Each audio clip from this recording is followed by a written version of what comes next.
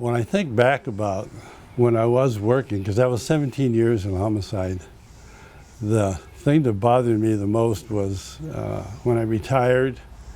Retirement was fine, was leaving the cases I didn't solve. And there's a lot of them I still think about. Maybe not in great detail, but I can remember some of the names and the times of the victims. But it seemed like I left the whole job undone, not solving all those cases. We had this double murder of Brian and Katie Maggiore. And Brian was a sergeant at Mayfield Air Force Base nearby where they had lived. And at the time, we had a series, not a series, but several double murders. And I was thinking of some legitimate motive, we're going to find out what happened here pretty soon. Because these people were walking their dog in a residential area, and they were accosted about 9 o'clock in the evening by a gunman.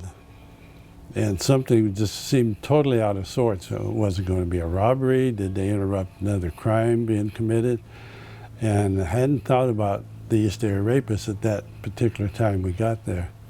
But what had happened anyway? Brian and Katie were walking their dog, confronted by a gunman. They were chased into a backyard off of the street, through another backyard because of the fence between the two yards had blown down because of a recent windstorm. The gunman caught up with Brian and killed him at the dead end of this backyard. Katie was able to run towards the other side of the house, but she tripped in a flower bed and the gunman caught up and shot her. Both were taken to hospitals right away where they both succumbed to their injuries. As we continued to work there, we developed a lot of witnesses. We had many sightings of an individual running. What seemed to be most consistent about all the ones we had were a brown jacket, waist length, maybe leather, maybe another kind of material. Some describe a stain on the back, some had stripes on the shoulders, others maybe a dragon emblem. That seemed to be pretty consistent of a white male.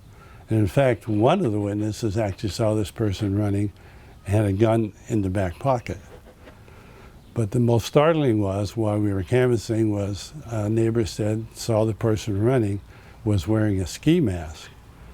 And at the time, this is when the East Area Rapist series was really peaking, and that was one of his devices he used, was the ski mask.